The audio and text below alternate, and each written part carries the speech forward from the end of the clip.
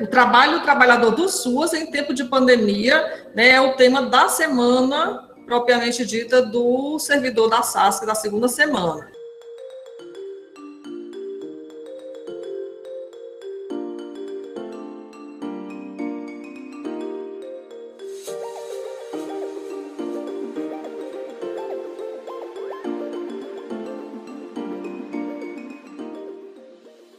E esse webinário tem como tema o trabalho na política de assistência social, contextos e perspectivas. A gente convidou para participar conosco, né, nessa tarde dessa explanação, a Jucimere Silveira, que desde já a gente agradece, que está conectada aqui conosco, né, para estar falando sobre esse tema, e a Glauciane de Oliveira, nossa secretária de assistência social. Eu vou já ler aqui um pouquinho, enquanto as pessoas estão, né, conectando aí também, um pouquinho do resumo, né, da experiência acadêmica e profissional da nossa convidada principal, que é a Jucimere Isolda Silveira. A Jucimere, ela é doutora em serviço social, mestre em sociologia, assistente social.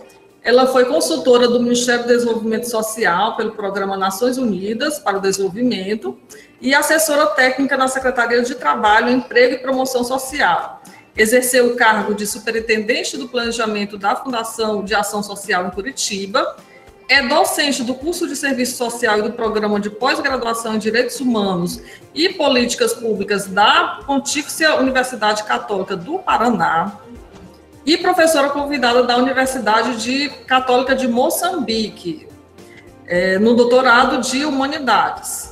Desenvolve atividades como coordenadora na área estratégica e do Núcleo de Direitos Humanos da PUC, né, do Paraná. É assessora do Fórum Nacional de Secretários Estaduais de Assistência Social. E também, atualmente, ela é consultora do COEGEMAS e do FONSEAS, né, atuando no Comitê Técnico e Científico da Assistência Social do Consórcio do Nordeste. Atua no Núcleo de Análise de Políticas Públicas da Fundação Perseu Abramo e na Coalizão Direitos Valem Mais, pela Frente em Defesa do SUAS. Desenvolve pesquisas e projetos, especialmente sobre os temas de direitos humanos, políticas públicas, assistência social e serviço social. Então, está aqui conosco para a gente estar discutindo essa temática. Além da Jucimere, a gente tem a Glauciane de Oliveira Viana, que é especialista em serviço social, direitos humanos e competência. Ela também é especialista em violência doméstica contra criança e adolescente. Assistente social, né, secretária de Assistência Social e Cidadania da Prefeitura de Maracanaú, membro do Colegiado de Gestores Municipais da Assistência Social do Ceará e do Colegiado Nacional de Gestores Municipais de Assistência Social.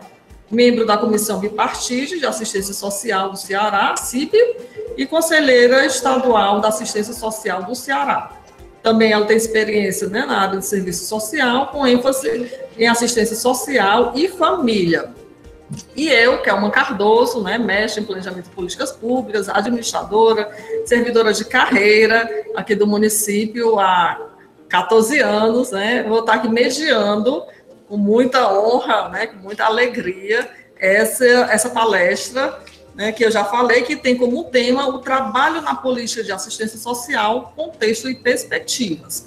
E aí, gente, eu já vou explicar a metodologia desse webinário. A gente, daqui a pouco, vai colocar aqui um vídeo, aquele vídeo sonoro que a gente fez, né, justamente falando da semana, para quem não teve contato, né, não conseguiu assistir, né, conhecer, e a gente, em seguida, né, já vai chamar a nossa convidada Jucimere Silveira para estar dialogando. A Jucimere vai ter 40 minutos para a explanação da temática.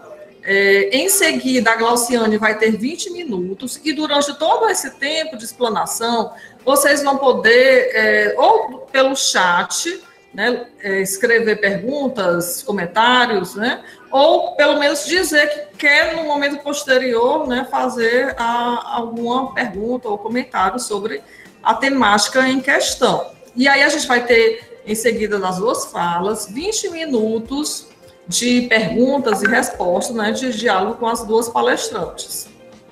E mais 10 minutos para encerramento, né, para a gente às 16 horas, está encerrando, né, esse webinário, certo?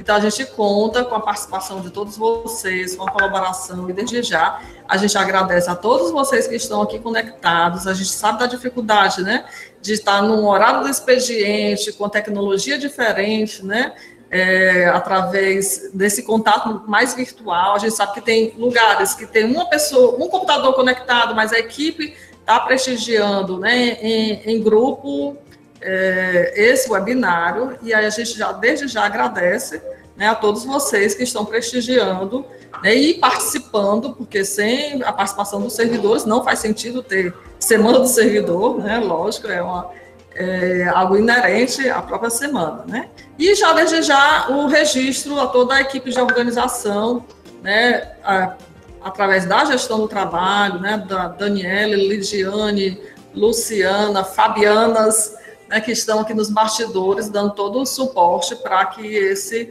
evento e toda essa semana ocorra tranquilamente, tá bom? Agora a gente vai apresentar o vídeo, né, e em seguida a gente chama a Jucimere, tá bom? Boa tarde. É com muita satisfação que convidamos você para participar da segunda semana do servidor da SASC.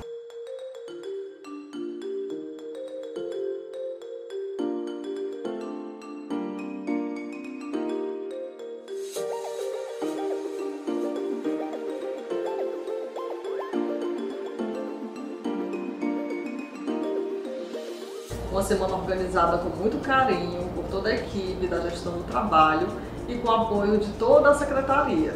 A gente tem como objetivo principal promover o bem-estar dos servidores, principalmente nesse período que a gente está vivendo, de tantas incertezas, um período de pandemia. Então, a programação da Semana do Servidor vai começar no dia 26, às 14 horas, com um webinário. Esse webinário tem como tema o trabalho na política de assistência social, contextos e perspectivas.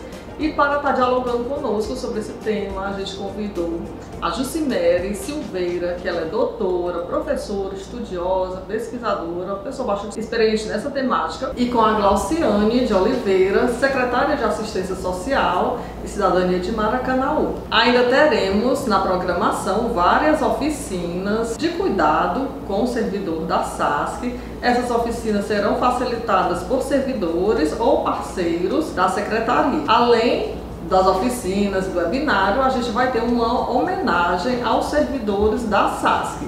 Então, participa conosco desta semana, né? Confere a programação, se inscreve, divulga e não perca essa oportunidade de valorizar ainda mais o nosso trabalho.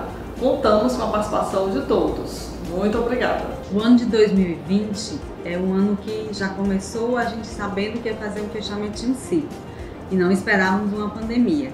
Então veio mais ainda à tona a reverência, a relevância do trabalhador nesse contexto. Esse foi um dos principais motivos que nós elegemos como tema dessa segunda semana do servidor. Esse tema, o trabalho, né, trabalhador do SUAS em tempos de pandemia. Quando nós elegemos esse tema, e aí fazer uma grande referência à gestão do trabalho, né, que realizou ano passado a primeira semana e vem com a proposta de realizar a segunda semana do servidor, trazendo essa temática, traz como extrema importância o papel e a atuação, né, a relevância do trabalhador, do SUAS, para a política como um todo. E mais ainda nesse contexto de pandemia. Nós tivemos que nos inventar, nos reinventar, buscar formas de atuação, de inserção, de chegar aos usuários, né, que demandam as nossas ações, que demandam a política pública de assistência social. E aí fazer também chamar atenção para a importância de que essa semana também traz como contexto toda essa problemática que nós estamos vivendo, extremamente desafiadora, e chama atenção para a importância de que caminhem juntos a nossa qualificação profissional, mas também o nosso cuidado conosco, né, o cuidado com nós mesmos, olhando para nossas questões emocionais, olhando para como a gente está desempenhando o nosso trabalho, né, o fazer profissional diariamente nas nossas unidades de atendimento. Então a semana ela alia muito bem, né, essa dupla dimensão, a capacitação, chamando a atenção para como é que a gente está nessa dimensão profissional, nosso trabalho social junto aos usuários do SUAS, e também o contexto de cuidado no nosso cotidiano, na nossa vida, e aí chamar também a atenção como foi importante importante a realização da pesquisa. A pesquisa também nos deu elemento para a escolha, né? Para já ir direcionando o que a gente iria trabalhar e trazer como importante discussão nessa semana. Então, muito importante a participação de todos nós. Teremos muitas atividades online, como vocês já tomaram conhecimento, que é importante que a gente se inscreva, participe, incentive uns aos outros, especialmente chamar as coordenações das unidades que incentivem a participação de toda a sua equipe nesse momento de grande importância, de grande relevância para a gente, que também significa esse fechamento de um ciclo que a gente está fechando, que ano que vem possa ser um ano melhor e que a gente possa estar com mais atividades, inclusive presenciais, na Semana do Servidor. Então, dando continuidade, obrigada. Dando continuidade, né, a gente vai agora chamar a Jucimere Isolda Silveira, que desde já a gente agradece, né, o aceite do convite e já desde já a troca, né, de experiência. E aí, Jucimere, eu gostaria até de fazer um registro que na minha dissertação, né, de mestrado, né, fui até conferir, porque eu tinha essa lembrança e eu fui pegar aqui a citação que eu tinha feito na época, né, em 2012, justamente do evento que tu participaste aqui no Ceará, um evento nacional que foi realizado aqui, e aí eu fiz uma citação, e aí lá no momento das contribuições eu coloco aqui também a citação da época que eu fiz referência, tá bom? Muito obrigada, seja bem-vinda e fique à vontade aqui conosco. Puxa, obrigada, Kel. Bom saber, quero conhecer seu trabalho. Que legal, obrigada pelo convite, quero te agradecer, né, pela forma tão carinhosa como tem feito o contato, também agradecer demais a Glauciane, né, pela oportunidade, parabenizar pelo trabalho que vocês têm realizado, né, eu conheci os materiais, a pesquisa, acho que hoje teremos a possibilidade de fazer esse debate sobre as estratégias que no âmbito local podem ser adotadas para fortalecer a política de assistência social. Então, quero cumprimentar todas, todos que estão aqui acompanhando, né, dizer da minha alegria de estar aqui com vocês, né, fazendo esse debate, sabendo da importância que é o trabalho, né, sem trabalho social não há política de assistência social, é a principal entrega que nós fazemos para a população. Eu me lembro do meu tempo de Conselho Federal de Serviço Social, quando a professora Joaquina, que é do estado do Pará, nos representava na Federação Internacional de Trabalho Social. Em alguns países, né, o trabalho social é só serviço social, em outros países, como é o caso do Brasil, o trabalho social abrange outras profissões também, mas independente dessa diversidade dos países, né, dos mais de 190 países que são aí signatários do Sistema Internacional de Direitos Humanos, do Pacto pelo Desenvolvimento Sustentável, apesar dessa diversidade, né, uma das 5 profissões reconhecidas como indispensáveis para o desenvolvimento sustentável é o trabalho social, né? Então, é bem importante porque nós sabemos que indústria 4.0, inovação, TICs, qualquer tipo de avanço que seja possível na atualidade, sem o trabalho social, sem essa mediação concreta e os impactos nas competências e capacidades socioemocionais, nos projetos de vida individuais, coletivos, nos territórios, nas organizações, nas cidades, sem trabalho social, não há desenvolvimento sustentável, nem do ponto de vista econômico, né, sustentável, porque sem essa aproximação com o social só aprofunda a desigualdade, e nem do ponto de vista cultural, né, porque a diversidade ela é fundamental para que as políticas, nos desafios que se anunciam pós-pandemia, sejam de fato adaptadas para o contexto que nós estamos vivendo. Então, o trabalho social ele é central, ele não ganhou visibilidade à toa nesse momento de pandemia, né? Pandemia que nos afeta toda a humanidade, mas que atinge especialmente a população, aqueles e aquelas que vivenciam os efeitos da desigualdade, do racismo estrutural, da sociedade patriarcal, né, que vivenciam as consequências de políticas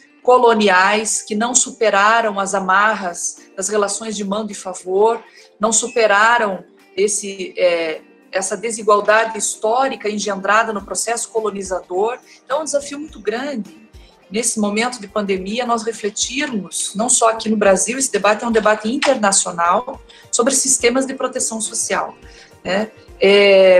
Sistemas de proteção social é o debate do momento também, né? Porque a pandemia, ela escancarou as consequências do modelo ultra-neoliberal, que retirou direitos, que reduziu o papel do Estado. Os países que têm sistemas de proteção social mais avançados e capacidade de garantir segurança de renda para a população, para a grande maioria da população, estão sofrendo menos as consequências.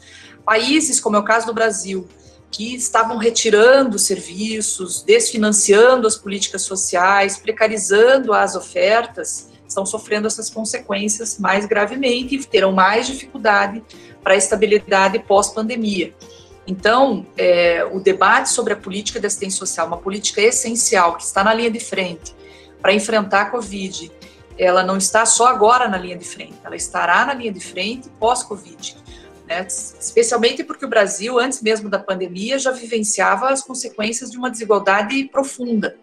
Mais de 60 milhões da nossa população, 20 milhões vivendo sem água, sem acesso ao saneamento básico, mais de 1 milhão de crianças e adolescentes fora da escola, né, um desemprego de 15 milhões, de 15%, quer dizer, nós já estávamos vivenciando um cenário bastante duro.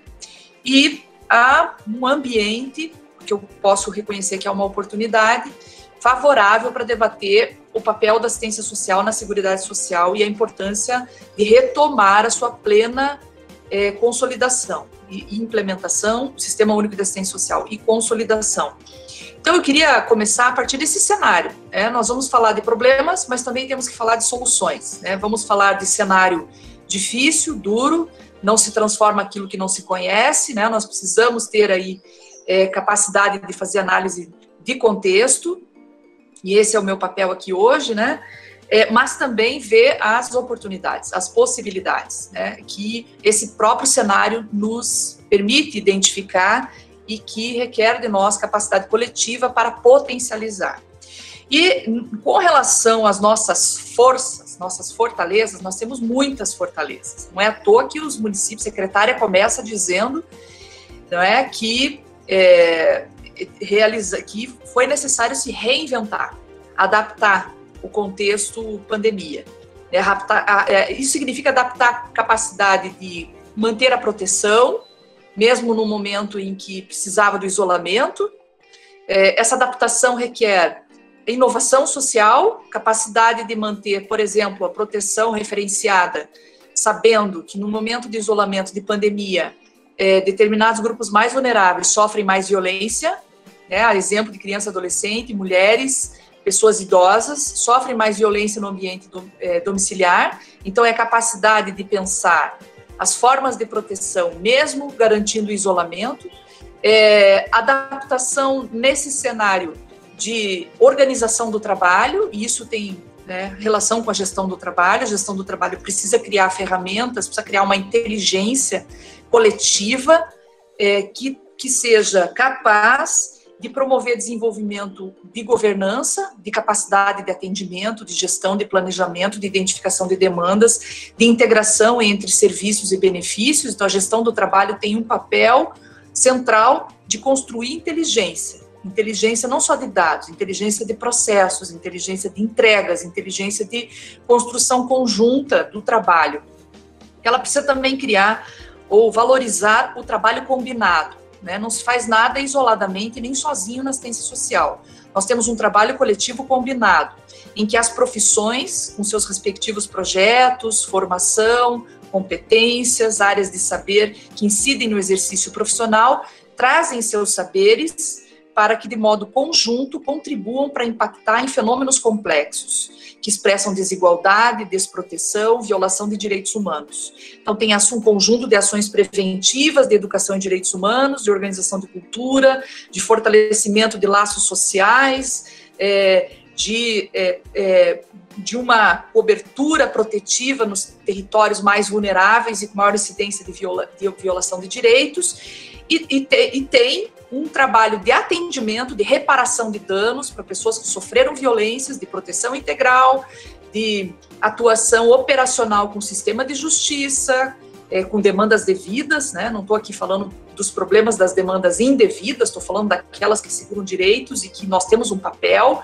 Tem demandas para as demais políticas, né, que exercem essa função junto com a assistência social de atenção e de cuidado, de proteção, e tem um conjunto de dispositivos a serem acionados para fortalecer a participação, o engajamento, construir ecossistemas sociais nos territórios, envolvendo outros parceiros urbanos, outros atores, né? Então, tem uma série de processos que resultam no aprimoramento da gestão e que tenham esse objetivo de consolidar o conteúdo específico da assistência social na proteção social brasileira.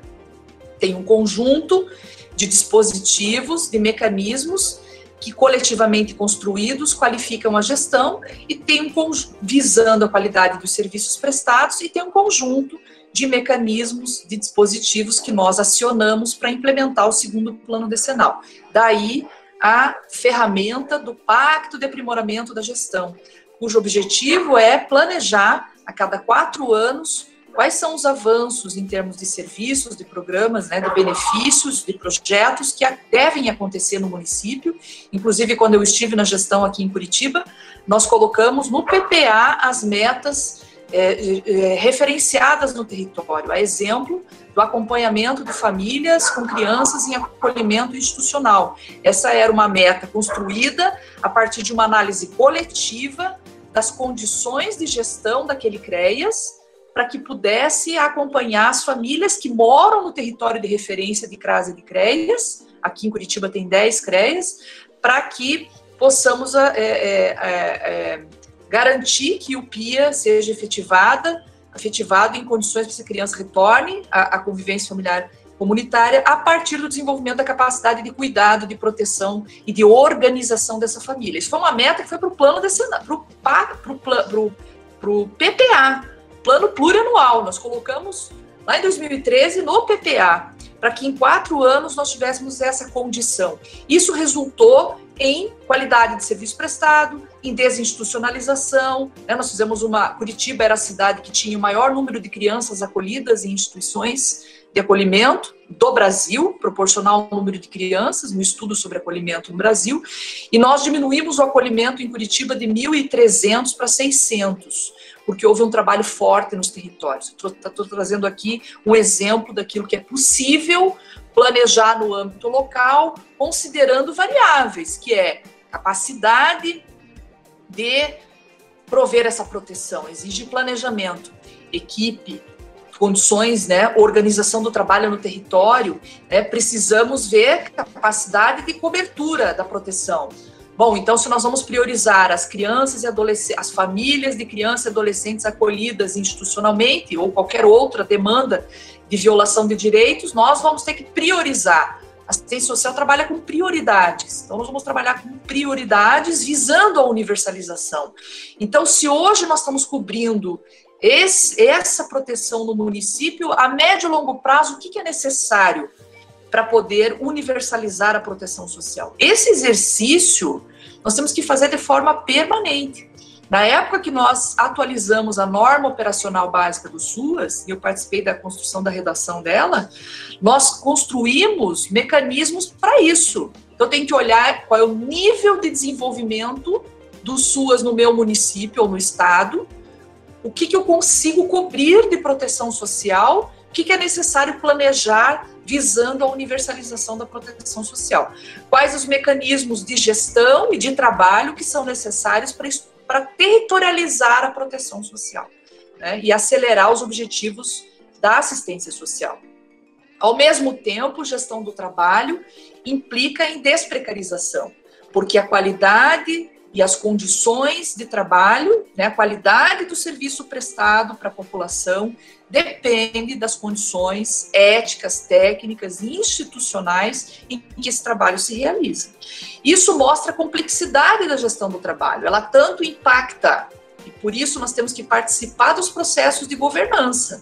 trabalhadores e trabalhadoras do SUAS. Tanto impacta na estruturação, no planejamento da assistência social no município e a sua relação com demais entes federados, como ela implica trabalhar os elementos que constituem os processos de desprecarização das condições de trabalho, né? Isso tudo planejado, coletivamente discutido, monitorado, avaliado, né? E recomendável que seja com a população usuária, né? Quando nós fizemos aqui o nosso plano municipal, nós fizemos processos deliberativos com os usuários também, com a população nas comunidades, para poder definir as prioridades, hierarquizar as prioridades. E aquilo que não entrou no ciclo da política pública tem que entrar, tem que estar registrado. Nós temos que, né, fazer avaliações, não só nas conferências, mas temos que identificar aquilo que é desproteção, aquilo que nós não temos condição de atender, porque estamos priorizando determinadas demandas, e aquilo que não é coberto hoje tem que inserir na agenda da política pública no âmbito municipal. Então, nós temos fortaleza, nós temos a institucionalidade do SUAS, né? Apesar de todas as ameaças, existe uma regulação, existe uma política e nós precisamos consolidar. Temos um plano decenal. As metas decenais, elas implicam plena universalização. Nós construímos de forma conjunta um plano com muitos movimentos e organizações populares, até na conferência, né, até movimentos que não reconheciam a assistência social como um direito, ciganos, indígenas, população LGBTI, né, movimentos que se aproximam da assistência social num processo mais recente, né, e que estão demandando de nós capacidade de garantir diversidade, especificidades, né, no SUAS. Então, o segundo plano decenal é nosso guia, tem que nos orientar, tem que fortalecer o pacto federativo. E, obviamente, temos forças, que são as estratégias coletivas. Nós temos uma inteligência coletiva política no SUAS. As profissões têm projeto, nós construímos espaços deliberativos, de discussão, de organização e de incidência política. Temos algumas oportunidades também para discutir a política nacional de assistência social e seus desdobramentos no município, que são as eleições municipais, né? Esse é o momento de ver quais são os compromissos, qual é o debate que estamos fazendo, a importância de avançar. Quem tem compromisso com a assistência social, fazer esse debate é fundamental. Nós temos uma responsabilidade ética, pública, de fazer a discussão da assistência social, afinal, ela é política essencial de proteção. Temos também um momento de muita oportunidade. A assistência social ganhou visibilidade, apesar de ser uma das primeiras políticas no Brasil, não com o caráter de política pública que ela tem hoje, mas as primeiras iniciativas de políticas assistenciais, né, os primeiros acolhimentos para criança e adolescente, as primeiras iniciativas que são iniciativas colonizadoras também, porque elas vieram a partir de uma mentalidade eurocêntrica, elas não foram produzidas aqui, né? O que foi produzido aqui é o SUAS, nós produzimos o SUAS, mas as primeiras políticas sociais, elas tiveram um caráter colonizador, né? Vieram pelas mãos dos jesuítas, vieram pelas santas casas, pelas rodas dos expostos, sempre numa perspectiva de institucionalização, de segregação, de fragmentação, né? De criminalização das famílias pobres, das famílias periféricas. Então, essas políticas se mantêm até o SUAS, se mantém até a Política Nacional de Assistência Social com esse caráter. Então, nós temos uma responsabilidade histórica de construir um novo conteúdo para essa política, de descolonizar a assistência social. Por isso que não cabe nessa política conteúdo conservador, que desconsidera a diversidade das famílias, que criminaliza as famílias, que controla as subjetividades, não. Nessa política, os conteúdos ético-políticos são outros, são conteúdos transformadores, são conteúdos que respeitam a diversidade, são conteúdos que se utilizam da ferramenta do projeto como mecanismo para mudar a realidade, os contextos, os territórios, as organizações. Então, é um conteúdo poderoso, potente, requer de nós competência, capacidade ética, técnica e política de fazer um trabalho social consistente, com impacto nos territórios, planejado. Porque as políticas sociais, historicamente, são fragmentadas, descontinuadas, têm um conteúdo racistas, políticas no Brasil já foram eugênicas, né? Para quem não conhece eugenia, dá uma procurada para ver a história da eugenia no Brasil, que é a higienização social, né? Que vem da medicina social.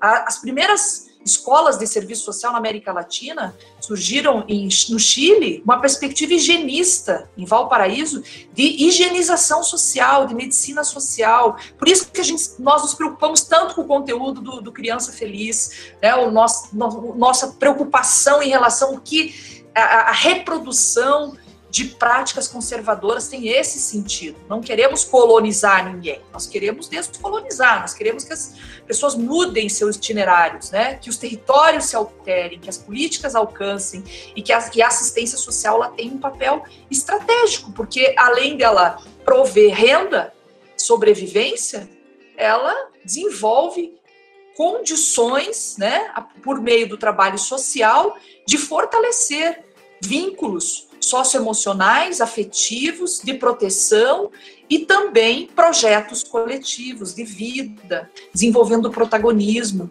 né, cidadania ativa e outras denominações para aquilo que nós chamamos de sair do estágio de subserviência, né, e ter uma atuação, mobilidade social, capacidade de mudar, de ter condições de mudar essa vida. Isso implica mudar a lógica da política, porque a assistência social, historicamente, foi meritocrática. Então, nós controlamos as famílias, né? E elas têm determinadas responsabilidades para cumprir, e nós favorecemos alguns acessos. Essa lógica, que é uma lógica meritocrática, que o SUAS rompe, né? Ela está muito presente, e por isso a importância da educação permanente. A educação permanente ela é constitutiva da gestão do trabalho.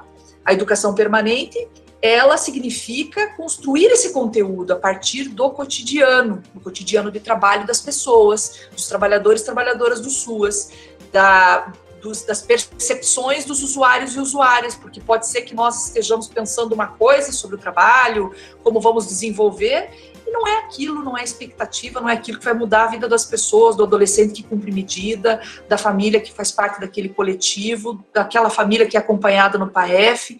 Então, muitas vezes, a forma como organizamos o trabalho não vai ter o mesmo impacto, porque é bem importante que essas subjetividades se encontrem sentido naquilo que nós estamos desenvolvendo, porque o nosso trabalho essencialmente é imaterial, ele impacta na subjetividade política, né, da população, tanto em termos da disseminação de valores, quanto daquele trabalho mais miúdo, mais de orientação, mais de pactuação com a família em relação a papéis de cuidado, de proteção e participação mais ampla. Então, nós temos aí muitas oportunidades de trabalhar a visibilidade da assistência social na proteção social mais ampla. É o maior sistema de proteção social da América Latina, um dos maiores sistemas de proteção social do mundo. É um sistema estatal. Sistemas estatais, eles se diferenciam de políticas pontuais ou políticas de governo, porque eles implicam orçamento público, uma regulação, uma institucionalidade, uma certa padronização de serviços para que eles sejam universalizados, e participação, controle democrático, implica serviços continuados. Nós estamos num sistema estatal, então as investidas sobre esse sistema, elas precisam ser discutidas e enfrentadas. Temos um cenário também, então, de ameaças, e é sobre isso que eu queria falar agora. Eu vou apresentar para vocês aqui uns slides para facilitar a exposição. Eu só queria perguntar quanto tempo que eu tenho, para não me alongar demais. Você pode me dizer? Oi, Jucimere. Está ótima toda a sua explanação, nem parece que se passaram 25 minutos, né? Estão envolvidos com a tua fala, mas tem 15 minutos do tempo programado, mas a gente pode dialogar sobre isso. Beleza. Então, vou apresentar aqui para vocês, agora de forma mais objetiva. Primeiro, eu queria mesmo falar do significado da gestão do trabalho, tanto para a gestão, da capacidade de gestão do SUAS, quanto para o conteúdo do trabalho social. Vocês estão visualizando a minha apresentação, né? Só dar um retorno que eu não enxergo vocês aqui. Ainda não. A gente tá. Eu tô vendo que é uma. Tá vendo? Também tô vendo. Tá ok. Pronto. Estamos vendo. Ótimo. Então, perfeito. Bom, então eu vou falar um pouco mais sobre esse cenário, então, né? Que era o objetivo, era falar de cenário e falar de perspectivas. Nós temos um debate aí nacional com relação aos efeitos do desfinanciamento. Então, há, na nossa compreensão, uma ruptura do pacto social com a emenda constitucional 95. Ela traz sérias consequências para os municípios, né? Sérias consequências para os sistemas estatais, e esse do cenário talvez o mais complexo e o que nós precisamos enfrentar com prioridade de forma coletiva. Tem outros aspectos do cenário, como as contrarreformas, né, que afetam diretamente a Seguridade Social, como a contrarreforma trabalhista e previdenciária. Não só porque ela traz demanda para a assistência social, a exemplo, né, da população que agora buscou a renda emergencial, são mais de 100 milhões de pessoas buscando renda emergencial, mas também os impactos das contrarreformas em termos de redução do fundo público, como também o Pacto Federativo. Tem o Pacto Federativo em discussão, nós temos que acompanhar com muita atenção, porque ele mexe na estrutura federativa do Brasil criada com a Constituição, em que o município é o ente federado que é valorizado no sistema de pactuação, e os outros entes federados têm corresponsabilidades. Então, nós temos que discutir, debater, construir alianças para enfrentar esse cenário, né, de repactuação de responsabilidades no Brasil. E também tem avanço da refilantropização. Nós temos que tomar muito cuidado com isso, porque nós estamos aqui tratando de política de Estado. Nesse cenário, né, a emenda constitucional, é só o Brasil que fez isso no mundo, de ter constitucionalizado austeridade, não tem nenhuma democracia que tenha feito isso, mesmo o Brasil sendo a 7ª democracia em desigualdade, congelou recursos por 20 anos. Existe um cenário, então, de redução de recursos, isso afeta diretamente as condições de trabalho. Fizemos uma pesquisa recente no Nordeste, que mostra os impactos no trabalho. Nós temos no Nordeste muito trabalho qualificado, especialistas, profissionais, né, de nível qualificado, mas a faixa salarial bastante baixa em relação ao resto do Brasil. E isso, 70% dos municípios usam recurso federal para pagar pessoal. Então, é um debate que precisamos fazer, não é a realidade dos municípios do município de vocês, mas é o debate do SUAS. E como o SUAS, ou a redução de recursos, impacta no município, nós não queremos que aconteça um efeito de desmobilização da implementação do SUAS, que prefeitos, prefeitas comecem a fechar os equipamentos, porque o recurso está 40% menos, e pode ainda reduzir com a proposta que o Ministério da Cidadania vai apresentar na próxima Comissão Intergestores Tripartite. Então, nós temos que fazer esse debate sobre programas pontuais em relação ao sistema estatal, debate sobre reformas que podem afetar a assistência social e sobre a importância do recurso necessário para as provisões das seguranças. Aqui eu trouxe a ênfase no voluntariado desde o início da gestão do presidente Bolsonaro, né, essa retomada de uma política que tradicionalmente constrange a estruturação da assistência social, tem uma relação de gabinete para gabinete. O programa Criança Feliz, ele não é um programa só da assistência social, nós temos feito adaptações, estratégias, é um programa intersetorial, e então vários receios temos com relação a programas pontuais em relação a sistemas estatais, como o retorno da segmentação, a descontinuidade, a residualidade, porque o SUAS ele tem uma lógica de cobertura progressiva conforme as demandas territoriais, com prioridade em territórios vulneráveis. Serviços estatais de responsabilidade do poder público combinados com entidades vinculadas à assistência social, né? Então, temos que reafirmar essa construção. Não tem problema, nada contra a atuação de primeiras damas na assistência social, mas nós precisamos discutir a profissionalização dessa política. Ela traz uma responsabilidade de profissionalização, de autonomia profissional, e não, né, de refilantropização, de patrimonialismo local. Esse é um debate que precisamos fazer ele é central hoje no SUAS também. O IPEA já fazia uma antecipação de riscos em relação ao congelamento dos recursos, faz parte do nosso cenário.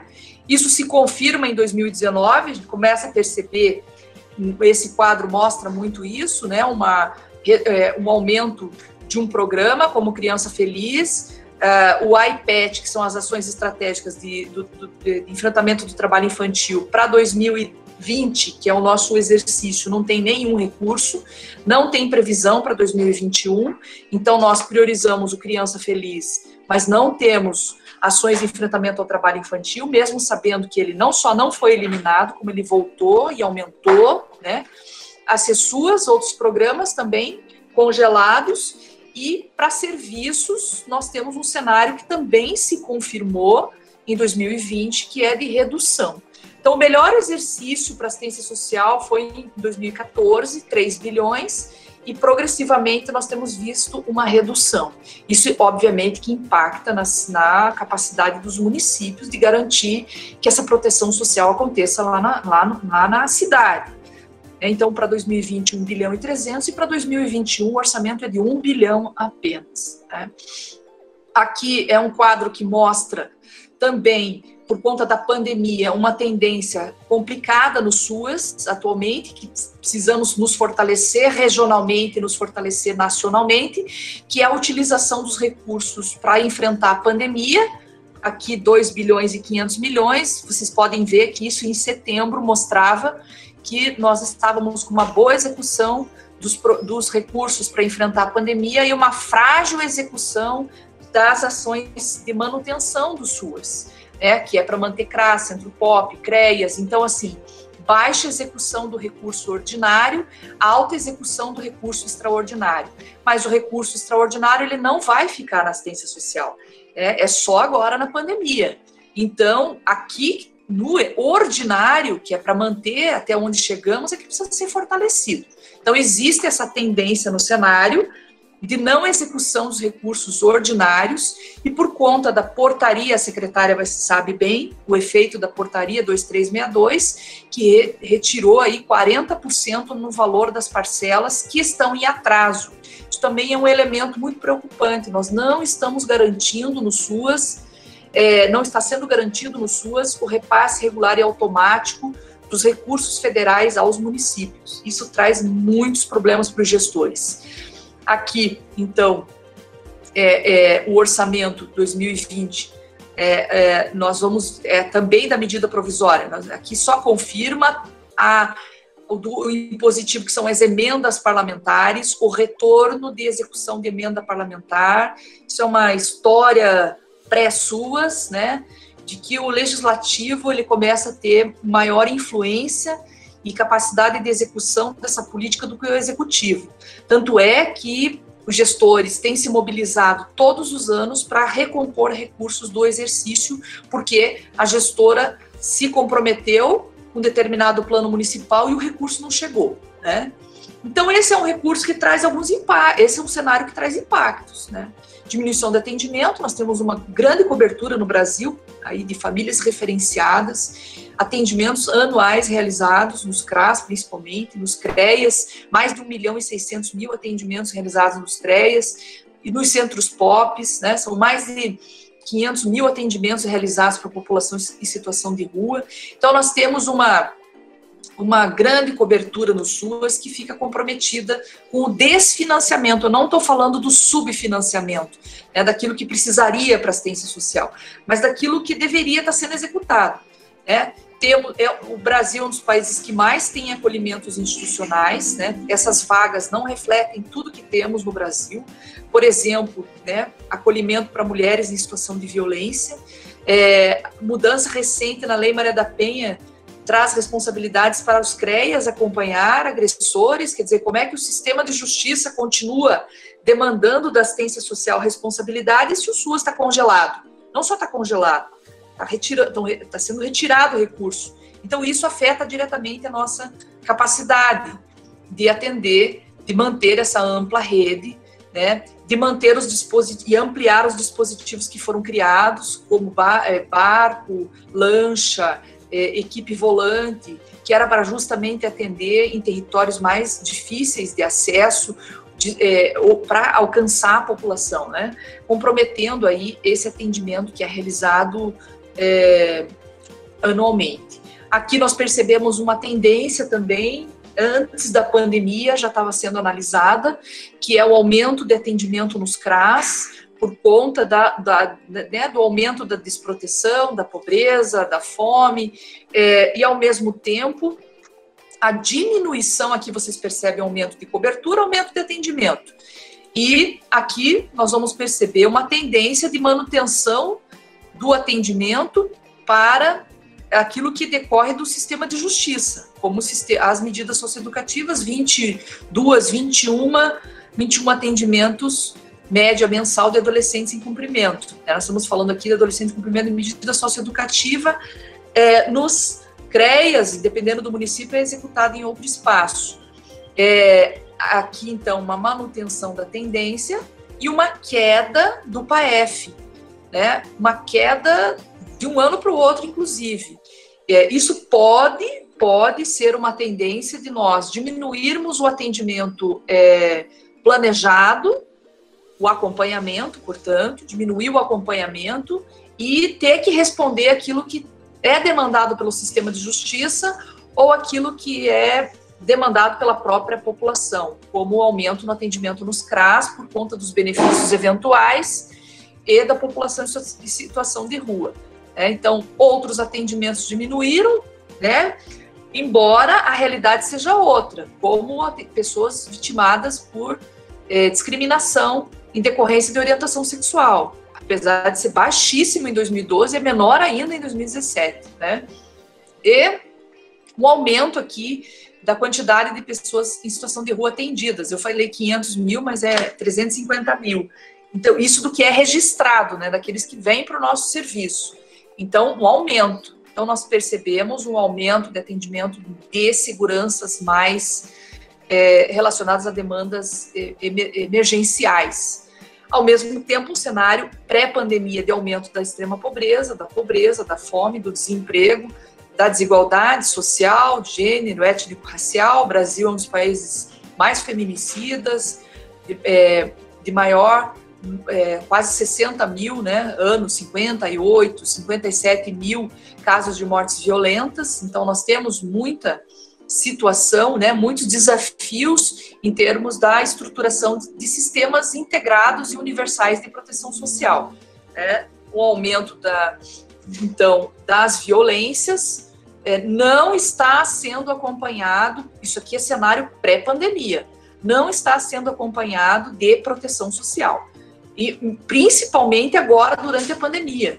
O que os gestores estão fazendo é um verdadeiro milagre, porque as demandas só aumentaram, já vinham aumentando, isso aqui é pré-pandemia, e agora com a pandemia nós já temos evidências, né, de aprofundamento, maior dificuldade de gerar emprego, por conta inclusive da desindustrialização no Brasil, do desinvestimento, e agora o congelamento ele vai ter que ser revisto, porque senão o Brasil vai entrar num colapso social.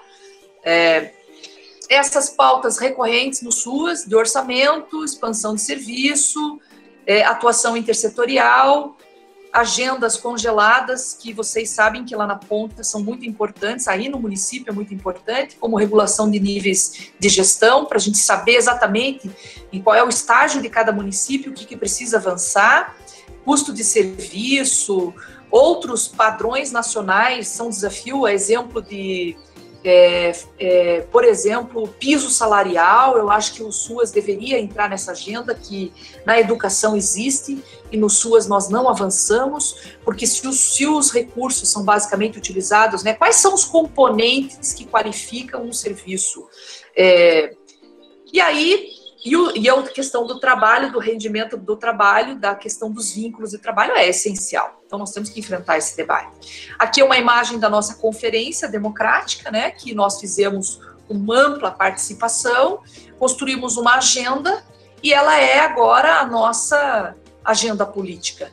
Né? O que a conferência tirou de proposta vai desde a defesa da tipificação, da institucionalidade, do orçamento público, contra a emenda constitucional 95, até ações mais abrangentes, e que implicam outros atores, como enfrentar a desigualdade, defender um modelo de desenvolvimento ecologicamente sustentável, culturalmente diverso e socialmente justo. Então, nós temos uma agenda muito forte, né, que aponta centralmente a institucionalidade do SUAS e uma agenda mais ampla em defesa dos direitos. Existem outras iniciativas, né, como foi falado aqui no começo, o Consórcio do Nordeste, eu faço parte do Comitê Técnico e tem um papel aí de discutir o SUAS na região, com governadores e com a governadora. Nós fizemos um estudo sobre o Bolsa Família que mostrava o racismo de Estado em 2000 e no começo do ano, já que o Nordeste era a região que menos entrava famílias com critério para entrar no Bolsa Família.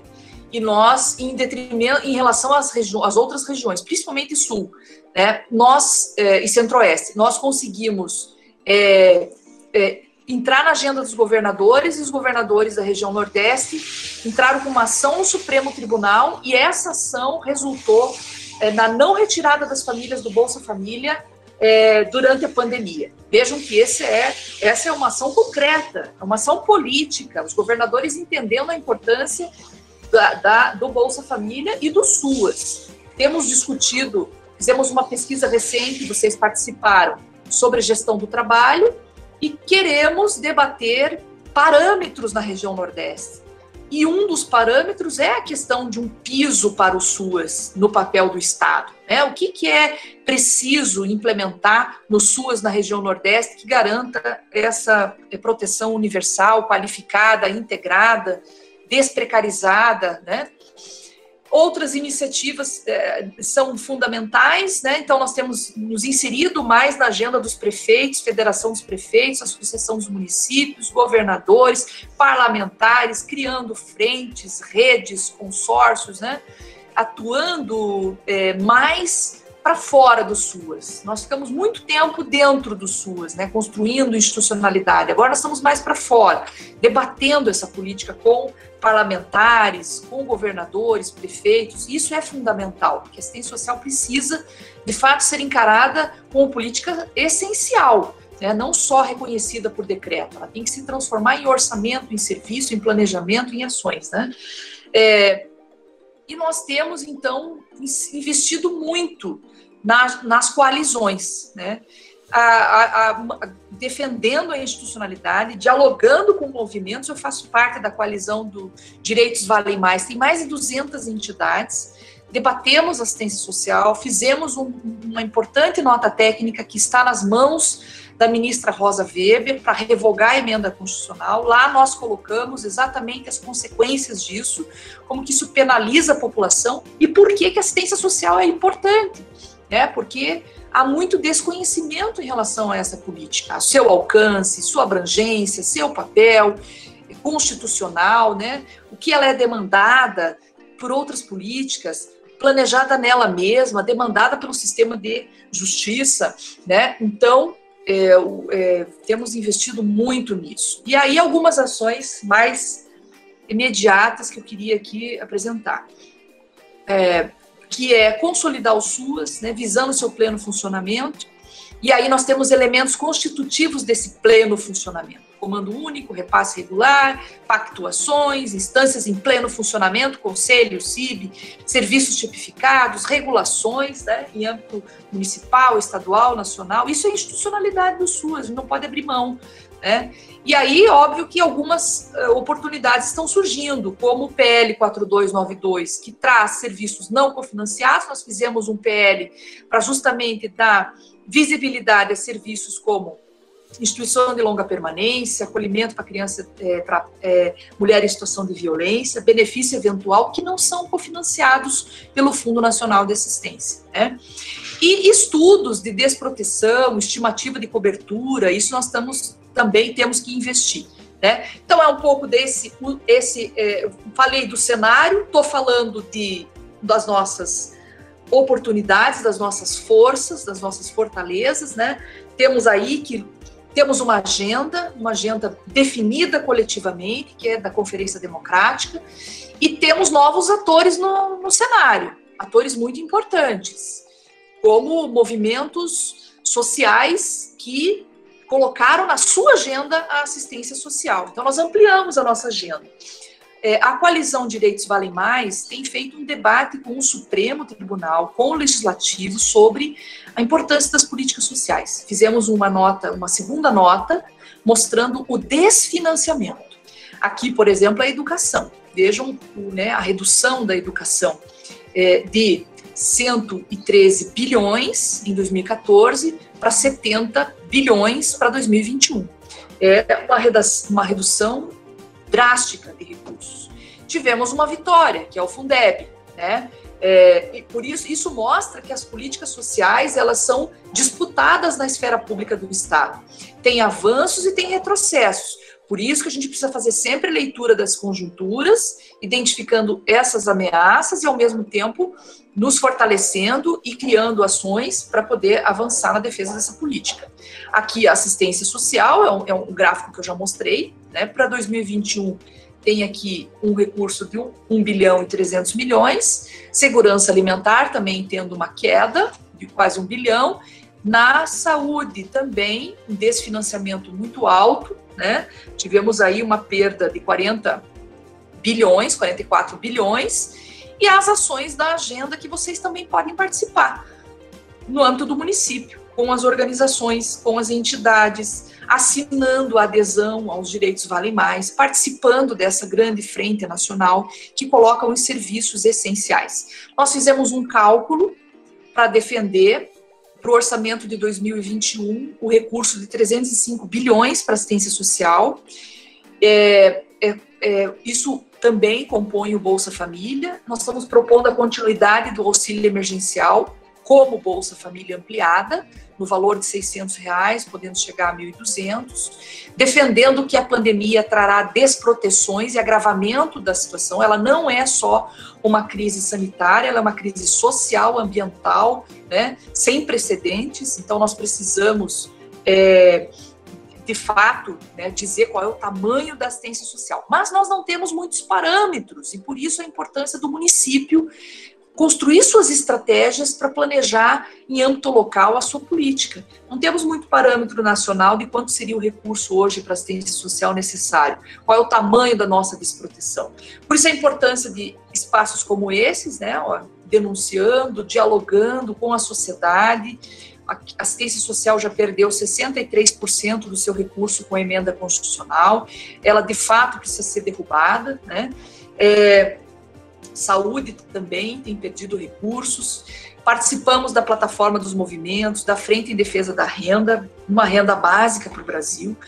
Os governadores e a governadora, né, de forma ousada, quando começou a pandemia, colocaram na sua carta ao presidente a principal reivindicação era uma renda universal. Mais que os movimentos que falam em renda básica, os governadores falam em renda universal, que é o projeto do senador Suplicy, então o senador Suplicy. Então nós temos realmente que discutir isso, é assistência social. Na assistência social, se ela não acontece na assistência social, muitos ficam de fora, né? Então nós precisamos fortalecer a segurança de renda na assistência social e também defender segurança de renda no trabalho e em outros mecanismos da proteção social mais ampla, né? Então a manutenção desse recurso é fundamental. Eu estou aqui, então, divulgando para vocês essa campanha. Depois eu vou passar, né, vou pedir, então, para que seja compartilhado, se vocês quiserem acompanhar a plataforma e também assinar a adesão, que é fundamental, porque isso impacta diretamente no município, tá? Eu não sei se eu tenho ainda mais 5 minutinhos. Justinere. Sim. A tua fala, né? Ela é tão clara, tão pertinente, tão tempestiva, que fica difícil para quem está aqui mediando, né, dizer que acabou o tempo, né? Tá. Joia, assim, maravilhosa toda a tua explanação, né? Estou acompanhando aqui nos grupos também que a gente tem. Para você ter ideia, né, a gente está mantendo a quantitativa e só aumentando de pessoas aqui durante esse webinário, né? E aí a gente tem também a Glauciane, que está aqui para fazer a complementação da fala, só que a gente vai ter as considerações finais, né? Daí eu retomo. Aí você retoma as considerações. Eu acho melhor ela, porque acho que quebra o raciocínio, acho que pode ser, ela falou em 5 minutos, eu acho que é razoável, eu acho que é melhor. Tá bom. É mais interessante. Eu só vou... Muito bem, Glauciane. Então, obrigada. A Glauciane já está cedendo aí. Tá bom. Tá bom. Eu acabei falando demais, né? Mas eu queria só então concluir dizendo que o Congemas, né, vai fazer um estudo nacional. Contamos também com a contribuição de vocês sobre a desproteção e proteção, o financiamento, custo de serviços e dos benefícios em todo o Brasil.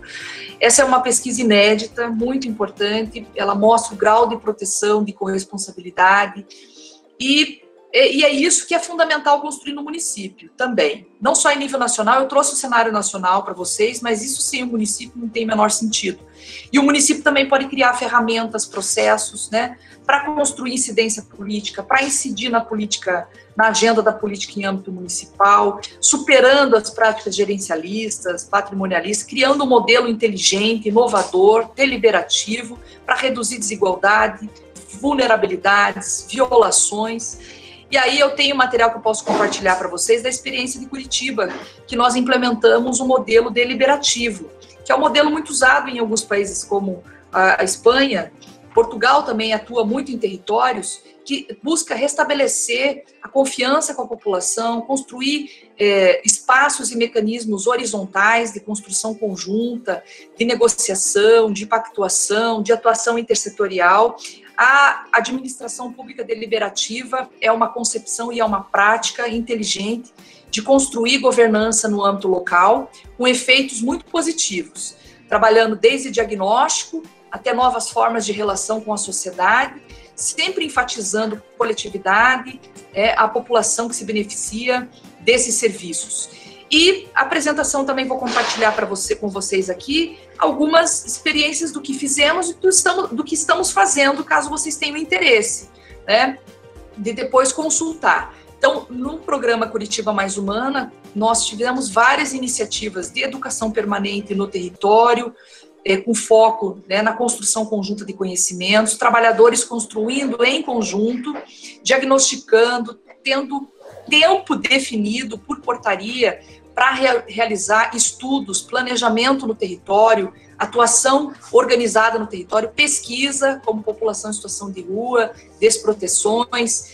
Fizemos um colegiado com a população para discutir as demandas coletivas envolvendo outras políticas, para atuar a partir da administração deliberativa de forma planejada e integrada, hierarquizando com a população as prioridades e avaliando os impactos nos territórios. Então, foi uma experiência muito rica do Curitiba Mais Humana, que envolveu a participação direta da população. E inovação social, como condomínio social, que teve impactos bem importantes, né? A população em situação de rua adotando as práticas restaurativas, audiências. Fizemos mais de 60 assembleias coletivas para discutir, trabalhadores e moradores discutir a dinâmica do condomínio, forma de organização. Aqui em Curitiba isso era um problema muito sério, nós, né, tínhamos os acolhimentos de forma muito despersonalizada e os usuários passaram a ter, né, ver aquele espaço com outro sentido, sabendo lidar com os conflitos e construir conjuntamente, responsabilidades conjuntas, né. Uma outra inovação, Casa LBT, né, que é uma casa para pessoas com identidade de gênero feminino, casa para adolescentes em cumprimento de medida, fazendo parte de outros equipamentos para romper com a segregação, né, guarda-pertence, uma forma contratando pessoas em situação de rua para também fazer parte desses serviços, né, gerando também renda. Primeira casa de passagem para povos indígenas também foi uma grande inovação, porque eles é que coordenavam o equipamento, né? Uma indígena da FUNAI estava lá acompanhando de perto, e fortalecimento, né, da participação de outros mecanismos. Vou deixar para vocês também, depois, se tiver interesse, o Mapa Social, que é uma ferramenta que eu coordeno aqui na PUC, faz parte da ONU Cidades, do programa e também de um laboratório de inovação social para mitigar os efeitos de crise climática, em que nós conectamos comunidade, poder público, empresas, para hierarquizar os problemas dos territórios vulneráveis e de forma conjunta, né, aqui no Caximba, aquela outra experiência em São José, de forma conjunta, de forma colaborativa, aqui com a participação do Ministério Público do Paraná, planejar as ações no território, criar ecossistemas para modificar a realidade nos territórios.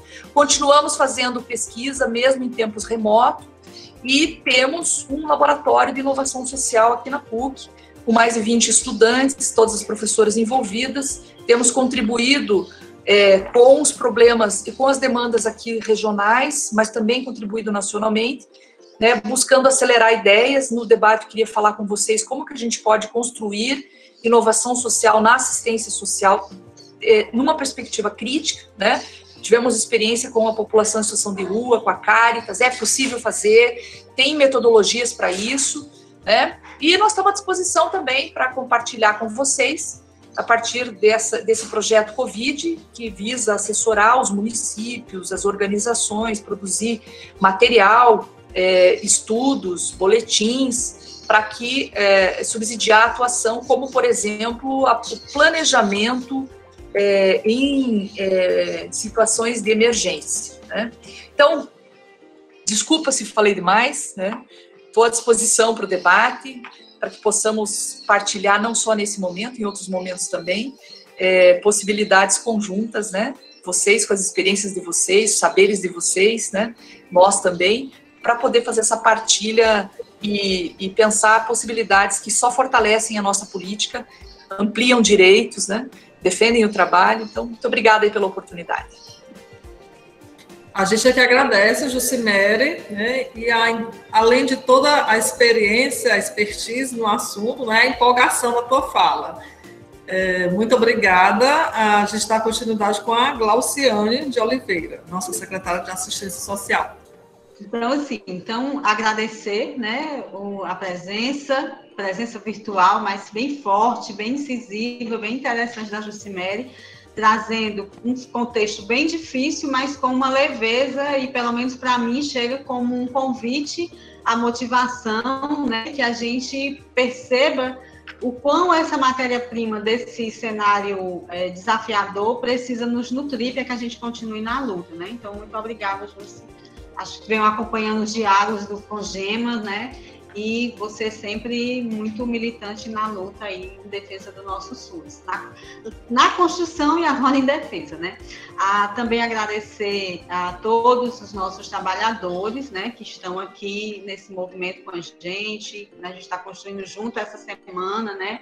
E aí, como a Kelma falou, a gente está gravando para que outras pessoas também tenham a oportunidade de compartilhar, né, desse saber, aproveitar, então, essa é uma oportunidade, né, essa possibilidade de estar de forma virtual. Então, fazer aqui um convite, também reforçar, na verdade, o convite que a gente já fez no vídeo institucional, eu e a Kelma, convidando a participação.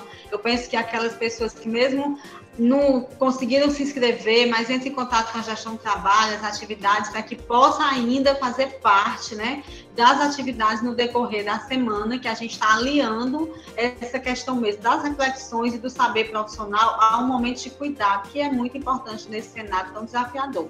E aí, a gente tem na Secretaria profissionais diretamente, né, com a política do SUS, mas a gente também tem o pessoal da segurança alimentar, que está aqui também acompanhando. Então, a gente fala muito trabalhador do SUS, mas a gente trouxe aqui, e achei muito importante quando a Jussi faz essa explanação, que também agregou informações das políticas sociais como um todo, né, trazendo, inclusive, informação da saúde, da educação, da segurança alimentar, porque reforça ainda mais essa perspectiva da gente perceber a nossa incompletude e a necessidade da integralidade, né? E aí eu acho que nessa direção, e aí também cumprimentar aqui os conselhos, a gente tem conselheiros que são nossos trabalhadores aqui da assistência e também outros, eu andei vendo aí o Gleice, presidente do MAS, né? E outras pessoas também, a Catarina, que é representante aqui da secretaria, a Cleide, são nossos conselheiros do CMAS, e todos os demais, o Ronaldo também estava por aí, enfim, porque eu penso também que como uma oportunidade, existe essa necessidade, existe essa possibilidade de fortalecimento do controle social. E aí, para não me perder aqui na fala, né, e otimizar o tempo, para também a gente ter a possibilidade de alguma pergunta de repente, assim, trazendo esse tema, né, na nossa temática desse webinário, quando a gente se propôs a falar do trabalho na política de assistência, contexto e perspectivas, eu penso que a JUST trouxe uma contribuição enorme, né, tamanha, inclusive podendo deixar o material para a gente depois também desfrutar ainda mais de pesquisas, né? Eu penso que eu gostaria só de complementar, de agregar mais alguma informação sobre a questão do contexto e algumas perspectivas também, porque eu acho que ela já deu esse aparato geral e eu não vou me repetir. Mas queria fazer referência que nessa dimensão do cenário, nós estamos balizados a olhar para esse cenário com esse olhar, que eu acho que a gente se merecer para intervir, daí a importância da gente ter produzido o nosso boletim de vigilância socioassistencial, né? O nosso cenário, essa situação de pandemia, ele está aqui, né, muito traduzido de forma sucinta, de forma objetiva, que é o nosso retrato do cenário nesse contexto de pandemia. E também, eu acho que uma grande iniciativa da gestão do trabalho, que é uma área que vem sendo negligenciada na questão do SUS como um todo, e nós estamos buscando a manutenção e o cuidado dessa área meio, quando produziu a pesquisa também, né? O nosso último plano de assistência social, ele já teve no seu horizonte, o seu diagnóstico, uma pesquisa também realizada, né, lá em 2017, se eu não me engano, uma pesquisa que a gente realizou, dessa mesma perspectiva, de partir da realidade, né, de partir desses cenários para poder conhecer, para intervir. Então, penso que a nível local, 2015, a que ela está trazendo aí, mas essa pesquisa de 2015, que também foi feita partes foram feitas com os trabalhadores, eu lembro que tinha um nome bonito que só, e tem com os usuários também, que eram interlocuções com os usuários, né? Então, essas duas pesquisas, com o trabalhador e com os usuários, elas balizaram, elas deram um pano de fundo do nosso plano de assistência social, que inclusive agora, mesmo em pandemia, mas está em processo de revisão e de monitoramento. Então, e aí dentro desse contexto, né, eu queria acrescentar como uma necessidade de olhar profundo a essa discussão que vem tendo em torno da questão do fim do Bolsa Família. É um problema seríssimo que nós, enquanto SUS, precisamos enfrentar. Eu participei, semana passada, a gente teve um seminário, não foi nem um seminário, um evento aí muito importante, eu não lembro o nome agora, se era seminário, mas trazendo a referência da Ana Fonseca, uma cearense de Fortaleza, que foi a grande idealizadora, vamos dizer assim, uma das, mas, né, que contou com um grupo, mas enfim, ela esteve à frente do, então, Ministério da Extrema Pobreza, se eu não me engano o nome era esse, mas no governo Lula, ela esteve à frente da criação do Bolsa Família, e esse ano faz 17 anos. E as discussões em torno, né, do fim deste programa, sem discussão de meta, a discussão que tá no plenário, no Congresso, é de onde vai vir o recurso. E, na verdade, a discussão primeira não é essa.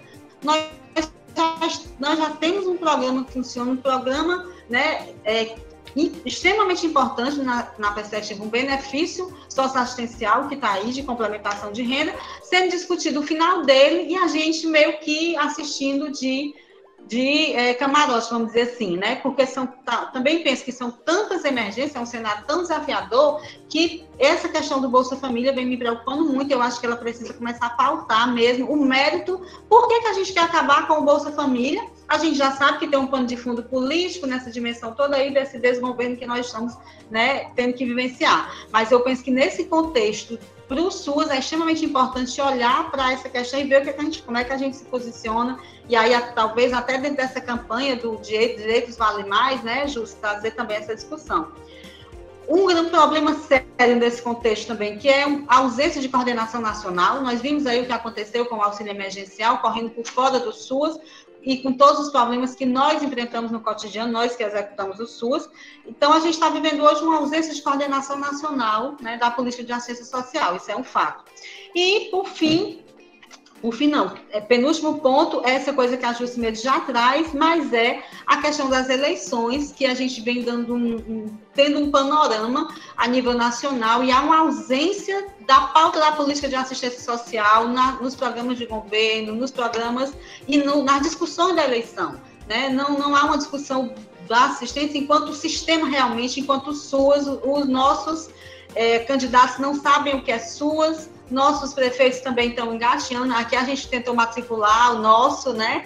Mas não, às vezes reprovado, né? Tem que repetir uma cadeira, tem que repetir uma disciplina, e a gente fica o tempo todo insistindo nessa questão de trazer essa centralidade e essa necessidade de que a assistência ganhe essa visibilidade ainda maior que ela realmente precisa ter no cenário do enfrentamento dessa crise que a gente está vivendo. E aí, por fim, a questão que eu acho que nesse contexto, essa fragilidade da participação social. Eu acho que nós, trabalhadores, e aí pegando o tema que a gente traz para esse webinário, desse nosso protagonismo enquanto trabalhador, né, que a gente possa realmente retomar a participação, retomar essa questão do fortalecimento mesmo da nossa política de educação permanente. Agora, na pandemia, a gente, infelizmente, teve problema, não conseguiu implementar o nosso plano de educação permanente, mas nós temos um plano elaborado, super atual, com demandas trazidas dos trabalhadores, pesquisadas, inclusive, a partir do olhar também dos trabalhadores. A Gestão do Trabalho realizou inúmeras atividades online, muitas pessoas participaram de cursos, né? Mas a gente poderia otimizar ainda mais essa participação e assim fortalecer esse nosso protagonismo. Aqui mesmo, a gente sabe que tem muitas pessoas que realmente estão com a agenda, mas a gente poderia ter uma participação bem maior. Então, acho que precisamos puxar mesmo essa motivação, essa automotivação, né? Buscar esse engajamento, né? Dentro desses processos de participação. E aí, partindo para a questão das perspectivas, né? Que eu penso que também a Jússi já trouxe, inclusive nos convidando, eu acho que a gente deveria sim dar as mãos e fazer parte dessa campanha Direito Vale Mais e de outros movimentos que também vem acontecendo. Eu acho que a gente está mais atuante ainda nesses movimentos. Aqui a gente procurou respeitar ao máximo, cuidar ao máximo dentro do que era possível, assim, manter o trabalho remoto. Eu acho que isso deu uma visibilidade muito grande também para a assistência social e segurança alimentar, né? Nós vimos a importância, o incremento e a pulsação que há na alta complexidade quando as nossas unidades de acolhimento precisaram funcionar e precisaram entrar no processo de mudança de funcionamento, adequação de todas as normas sanitárias de segurança à saúde por conta da pandemia. E aí, assim, são muitos desafios que a gente tem que se reinventar. Né? E nesse processo de reinvenção, eu penso que aquilo que esteve ao nosso alcance, no sentido de respeitar o trabalhador, no sentido de só voltar a trabalhar com os EPIs, né? Fizemos aí a adesão desse recurso que veio, mas como disse a Jucimere, é um recurso extraordinário que veio numa situação de pandemia e nós precisamos estar participando desses movimentos para garantir o orçamento da assistência no recurso ordinário e não só no extraordinário, né? E aí eu penso que, para deixar um tempo que a gente possa responder as perguntas, eu quero fechar essa minha fala na dimensão das perspectivas, convidando mesmo e trazendo a reflexão de que a gente possa retomar o Fórum dos Trabalhadores e o fortalecimento das representações de trabalhadores no próprio CMAS, né? Que a gente possa garantir, a gente possa manter essa participação ativa, que a gente possa... Isso depende de nós, trabalhadores. De um grupo precisa se articular mais, precisa se buscar, encontrar caminhos, né? A Jucimere também falava dessa participação, que uma das perspectivas é essa, eu até anotei aqui, eu e a Lívia, né? A Lívia, eu quero depois o caderno da Lívia emprestado, porque eu sei que ela anotou tudo. Então, acho que essa questão das estratégias coletivas, né, para que a gente possa, juntos, dar cara a essa participação social dos trabalhadores e aliada aos usuários, né? Nós tivemos aqui um ensaio de fórum dos usuários, né, puxado pela discussão do CMAS, pelo fortalecimento sempre, eu acho que é uma perspectiva a nível local que a gente pode fortalecer no pós-pandemia. Então, esse pós-pandemia, que a gente nem sabe quando é, porque nós ainda estamos vivendo em plena pandemia, com ameaças de nova onda, né? Enfim, o vírus está entre nós, mas eu penso que a gente precisa tomar todos os cuidados e a partir desse grande preâmbulo, né, que a Jucimere nos trouxe, a gente trazer para a nossa realidade local, porque é aqui que a gente sente também essa rebordose de todo esse cenário aí que ela coloca, e que eu lembro que as coordenações que aqui estão, quem está na coordenação de unidades, deve ter passado um pouquinho o filme, quando a Jucimere trouxe, em linhas gerais, aí, na verdade ela detalhou bem melhor do que eu, mas em todas as reuniões de coordenação que eu tenho a oportunidade de participar, eu venho trazendo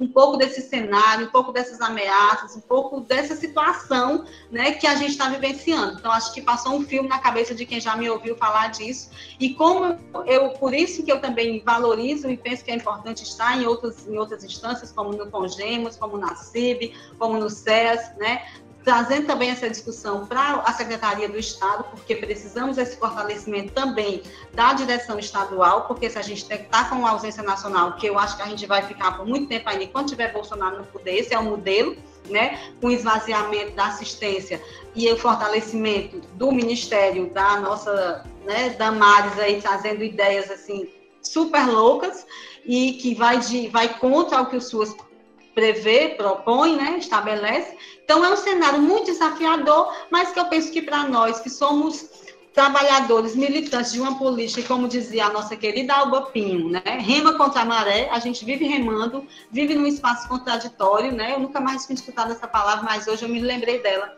E quando eu fui estudar um pouco, né, para estar aqui dialogando, eu peguei esse livro, né, que é um livro do SUS. E esse livro, de vez em quando, é quase um livro de cabeceira, porque tem muitos poemas que eu gosto muito. Eu queria finalizar com ele, o título dele para mim, já é um poema, que ele diz assim: de sonhação a vida é feita, com crença e luta o ser se faz.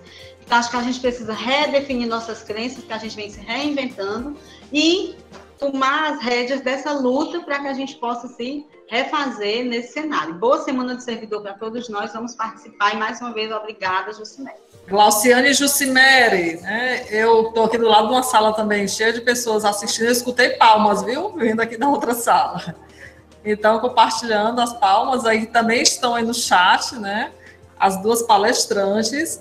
A gente abre agora, né, esse momento que é riquíssimo, né, de oportunidade dos servidores que estão participando desse webinário, de fazer um comentário ou fazer alguma pergunta, né, para as nossas palestrantes.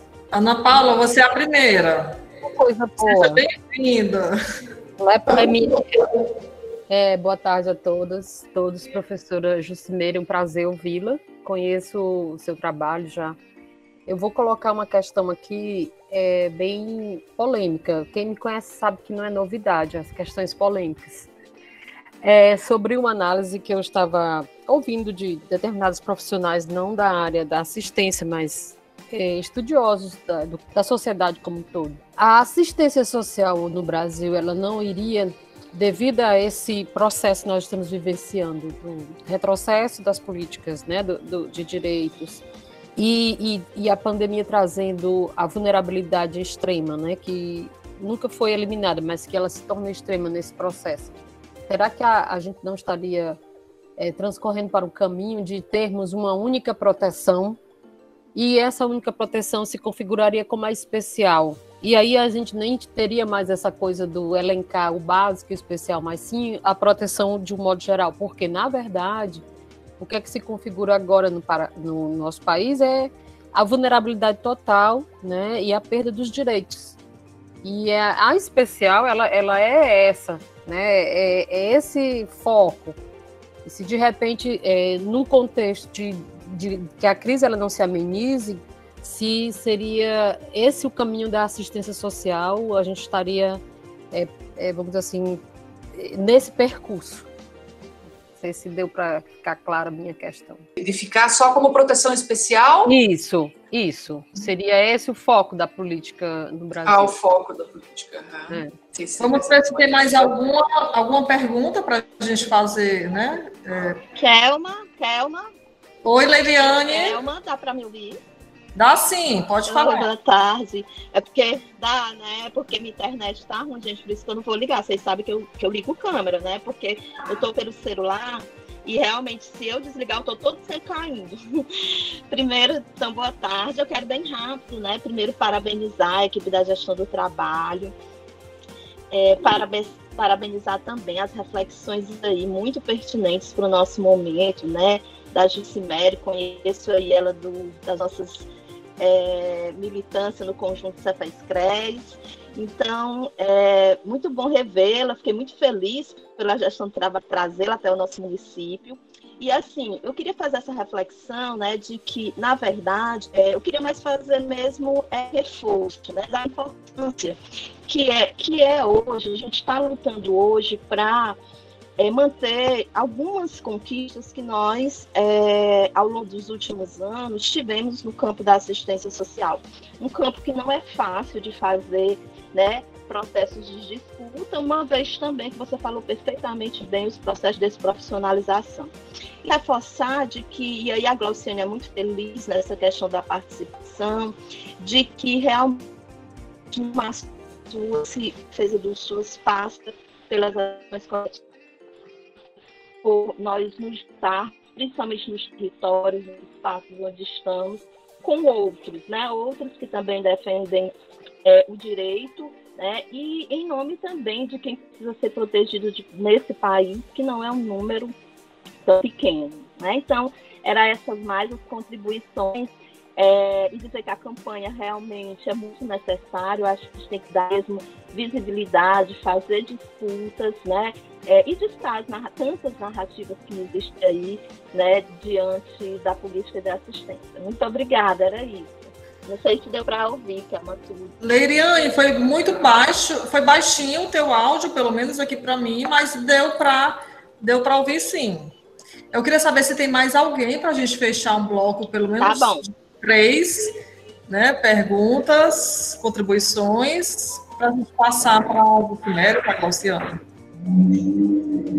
Oi, eu queria só perguntar a Jucimere, aliás, como é que vai dar ela falou em trabalho coletivo combinado. Eu queria saber como é que se dá esse trabalho coletivo combinado em tempo de pandemia.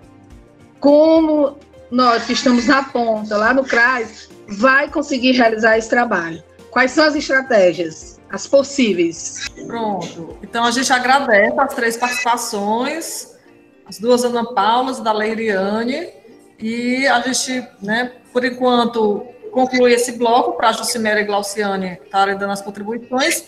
E se mais alguém tiver alguma contribuição, pode colocar aqui no chat que a gente avalia a questão do tempo. Tá bom? Obrigada. Obrigada pela amorosidade de vocês aí, pela partilha, pelo reconhecimento da nossa construção conjunta, né? Quero parabenizar muito a Glauciane, né, pela direção política da fala, pelas possibilidades que você coloca. Acho que o caminho é esse mesmo e foi... talvez esse seja o principal caminho. Nós temos que construir espaços coletivos para que trabalhadores, trabalhadoras, usuários discutam estratégias em conjunto, né? Discutam a importância da política, se posicionem, façam debates. A pesquisa, ela é uma ferramenta muito poderosa, porque ela mostra a realidade, né? Tendências. Então, ter pesquisas e processos no âmbito local é muito importante. É importante também articular com a universidade. A universidade ela deve funcionar como essa aceleradora de ideias. A universidade ela deve se aproximar mais, né, da realidade concreta, que nós, né, ali no cotidiano, muitas vezes, se não temos o recurso da pesquisa, da discussão conjunta, nós caímos na repetição das práticas, no imediatismo, né? E isso é muito ruim em termos de um projeto que se quer transformador, né? Então, ter pesquisas institucionais, né? Pesquisas apoiadas por universidade, são processos que eu recomendo, que são muito, muito interessantes para construir essas possibilidades. Aqui na região metropolitana, eu coordeno projetos como o Conexão Jovem, que é um projeto que nós fizemos com a cidade de Curitiba, que é trabalho com jovens em uso de drogas. Então, nós desenvolvemos pesquisa, ação. Então, pesquisa trabalhando com a rede, no sentido de identificar estratégias para melhor prevenir o uso de drogas e trabalhando com jovens em território vulnerável. Nós trabalhamos no entorno da PUC, da universidade, e com jovens estudantes de serviço social, de musicoterapia. Tinha estudantes que eram minhas orientandas do mestrado, filosofia, um pouco desse trabalho combinado, né? Diferentes discussões, áreas de saberes, buscando com os jovens encontrar a melhor forma de se fazer o trabalho social. Nós vamos publicar um livro agora, né, junto com a filosofia, também tinha residente da psicologia, e assim, gente, jovens, estudantes, residentes técnicos. Isso não substitui trabalho de modo algum, nem estava nos equipamentos, é pesquisa, residência técnica, mas junto com os trabalhadores, discutindo possibilidades de intervenção com maior impacto. Essa foi uma experiência muito rica, vai sair um livro agora. Outra experiência de trabalho combinado, em que a universidade pode ser uma colaboradora nesse processo, uma aceleradora, nessa perspectiva da gente construir inovação social também, em perspectiva decolonial, né? Insisto isso, o pessoal pode me chamar de pós-moderna, mas na verdade a gente tem que trazer uma nova epistemologia, né? No sentido de, como quando a gente fala, nós não queremos o conservadorismo, então nós queremos o que na assistência social, e o que é esse conservadorismo, por que ele é tão complicado e o que nós temos para oferecer. Então nós fizemos uma experiência no nosso laboratório de inovação social, aqui no curso de serviço social, no núcleo de direitos humanos, uma experiência de pensar uma solução de enfrentamento da pandemia em forma de laboratório remoto. Então, já estou respondendo a última questão. Como faz esse trabalho combinado, crítico, de impacto, inovador, em direitos humanos, para enfrentar desigualdade, violações de direitos, desproteção na pandemia?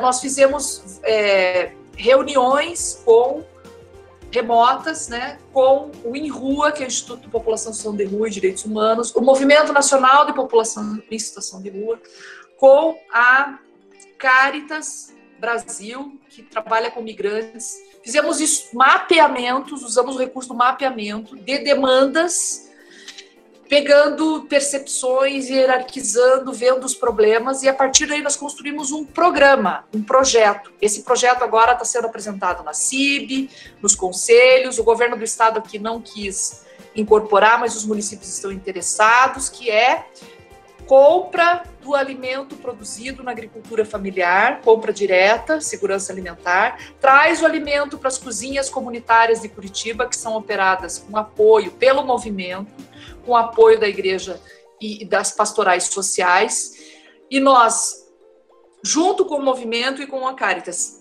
fizemos a proposta do aluguel social como um mecanismo para enfrentar a pandemia. Entra o aluguel social dentro de R$700, que é o patamar orientado pela Caritas, para a população em situação de rua, migrantes, que serão acompanhados nos territórios. Coloca a equipe nos equipamentos para remodelar os equipamentos, porque a população em situação de rua reclama muito, e com razão, do modo como nós organizamos os nossos serviços. Então, eles também, em laboratório, participam de forma, co-criam como deve funcionar esse atendimento. Então, essa é uma experiência de trabalho conjunto que envolve várias profissões, que envolve várias entidades, que a gente pode ter um produto, que é uma proposta que integra acesso à alimentação, porque aqui no caso Curitiba estava bem complicado os restaurantes, o acesso da população em situação de rua durante a pandemia. Então, essa é uma experiência, a gente tem que usar também da oportunidade do remoto como forma de integrar. Fizemos uma reunião com as comunidades vulneráveis aqui da região de Curitiba. Caximba é o território mais vulnerável de Curitiba. Fizemos por WhatsApp com as lideranças locais, discutimos os resultados do mapa social, nós identificamos, por meio do mapa social, as principais demandas, hierarquizamos as demandas, e agora tem demanda que é para assistência social, tem demanda que é para outra política, enfim, a gente está organizando com a população, e quem entra nisso é o CRAS, muito fortemente. Eu vou compartilhar com vocês aqui o videozinho desse mapa social que nós desenvolvemos em São José dos Pinhais, e o mapa, né? Nós estamos fazendo agora a publicação do mapa em parceria com o Ministério Público. Fizemos um mapa em parceria com o Instituto Renault. E a Prefeitura também se envolveu. E o CRAS foi o equipamento central, porque junto com a comissão de acompanhamento ali, as lideranças, né, discutiu os problemas do território, definiu quais são as prioridades. Nós tivemos impactos grandes. Mas isso foi antes da pandemia. Então, a gente deu continuidade, tem feito, inclusive, reunião com os jovens, e usando desse mecanismo do remoto, né, nós temos condições de fazer assim. E temos um laboratório em implantação no município de Araucária para territorializar os ODSs e requalificar os equipamentos de assistência social. É uma parceria com a assistência social e com a Secretaria de Governo, por conta dos ODSs, e também vamos colocar residentes técnicos junto com as equipes, e nesse processo aí é uma sugestão que eu dou, a gestão do trabalho pode, com a universidade, certificar esses processos. Nós aqui estamos fazendo em sistema de laboratório, porque estamos implantando no Brasil um hub de inovação social, e nós queremos certificar o que são práticas inovadoras. Ela tem participação, ela traz impacto, definiu indicadores, integrou com outras políticas, o que é específico da assistência, fez diferente no sentido de reforçar os nossos instrumentos. Então, nós temos trabalhado nesse sentido, tá? Então, é possível, e estamos trabalhando remotamente com a Araucária também. E em São José, nós vamos fazer um diagnóstico do trabalho infantil, tudo remoto. Vamos fazer também com grupos focais remotamente, lideranças, outras políticas, então a gente consegue fazer remotamente sim. E aí temos que nos preparar, gente. Nós não sabemos o que vem na pós-pandemia, né? A gente só tem uma certeza, as demandas vão aumentar, os serviços precisam se reorganizar, nós não vamos voltar rapidamente, né? Tem análises nesse sentido, talvez a gente fique no semi-remoto, no remoto, e vamos ter que adaptar as nossas formas de proteger. Temos debatido com a Unicef, vamos fazer agora uma oficina de novos dispositivos para proteção durante as situações de emergência, e essa reinvenção, essa construção vai ter que ser coletiva. Nós temos que discutir possibilidades, como que nós vamos manter proteção, sabendo que o isolamento antes para nós era um indicador de risco, hoje é um indicador, né, de proteção na saúde, e para nós continua sendo de risco, porque a violência aumenta, né? Então, de fato um grande desafio para nós. Com relação à proteção social virar só especial, eu acho que não é que corre o risco dela virar só especial, corre o risco do governo federal desmontar os SUAS, sabe? Eu acho que nós temos que ficar muito firmes nesse propósito de defender a assistência. A proposta agora que o governo federal está fazendo de financiamento é bem complicada, sabe, Ana? Porque eles estão propondo que vocês registrem em prontuário, e o recurso passado para os municípios vai ser assim, 50% fixo, vai não, porque não podemos deixar, né? 50% fixo com base nas famílias cadastradas no CadÚnico, e em 500 atendimento no mínimo, imagine, e os outros 50% variável será com base no registro que vocês terão que fazer nos prontuários do atendimento. Então, vocês imaginem isso, por exemplo, acolhimento institucional. A gente vai voltar à lógica do atendimento, a lógica meritocrática, a lógica da quantidade e não das famílias referenciadas, não mais da capacidade instalada. Essa é a proposta do governo federal. Nós fizemos uma nota técnica agora e temos que fazer esse debate. A gente não pode deixar, porque eles querem ajustar o SUAS a 1 bilhão. Então, eles agora estão vindo com uma nova proposta de financiamento. E eles estão fazendo algo que é bem complicado, eles estão deixando tudo no mesmo piso. Então, a ideia é não ter mais bloco da básica da especial. Não querem tratar das especificidades. Por exemplo, não dá para tratar de atendimento no acolhimento, porque senão induz a institucionalização. Nós temos que ao contrário, a gente tem que ter metas de desinstitucionalizar. Então, eles querem unificar todos os recursos e passar conforme o mérito do município em bloco. Então, essa é mais uma medida, dentre tantas, que buscam atacar o SUAS. Então, assim, o que pode transformar a assistência social em só proteção especial é justamente isso, porque a demanda vai pressionar tanto o gestor que ele vai escolher, não, aqui não tem jeito, eu vou ter que ter só centro pop e vou fechar o CRAS, aqui eu vou fechar. Por isso que a gente não pode deixar, as proteções têm suas especificidades, elas precisam ser mantidas, a gente tem que dotar elas de mais capacidade e universalizar. Quanto ao debate teórico que teve sobre assistencialização, da assistência social crescer demais, as outras políticas se encolherem e a assistência social substituir as outras políticas, esse debate aconteceu no serviço social, eu acho que é um grande equívoco, porque, na verdade, todas têm que crescer. A assistência social, ela não substitui as outras políticas, mas ela tem um papel que foi atribuído para ela constitucionalmente. Então, ela precisa crescer, ela precisa se organizar. A hierarquização ela foi estratégica, porque a gente precisa planejar ações conforme o volume de serviço e as especificidades do público e das demandas territoriais. Então, acho que essa é uma pergunta muito importante e a gente tem que defender aquilo que construímos. Isso quer dizer que o SUAS não tem que mudar? Não, tem coisa que a gente precisa melhorar, tem coisa que a gente precisa avançar, né? Por isso a importância do debate. Mas como está em risco as bases estruturantes, nós temos que pôr foco nisso, senão, né, a Damares, que a Glauciane falou, divulgou agora uma publicação sobre trabalho com família, na perspectiva dela, fundamentalista, conservadora, complicadíssima. Trabalho com família, orientando como que tem que ser o trabalho com família. Então, nós não estamos num momento bom. Então, é um momento de muitas ameaças. Por isso, a gente tem que se fortalecer, porque o SUAS é resultado da nossa incidência política. A primeira lei orgânica da assistência social fomos nós que escrevemos, nós que definimos que essa política tinha que ser assim. E de forma ampla, participativa. Então, a gente tem que fortalecer essas ações aí. Eu deixei que defendem a institucionalidade, que buscam avançar, tem como avançar em muita coisa, tem muita coisa legal acontecendo nos municípios, tem que criar esse laboratório, sabe? Eu acho que tem que ter um site que divulgue, tem que trazer a universidade, tem que criar esse ambiente, sabe, de criação, de inovação, ambiente de inovação aberta para trazer possibilidades novas para o SUAS, mas sem deixar de fortalecer aquilo que é estruturante para não corrermos o risco do SUAS acabar nessa gestão. Não é isso que nós não vamos deixar acontecer, mas tem esse risco. Por isso a importância desse trabalho local, dessas ações em nível nacional.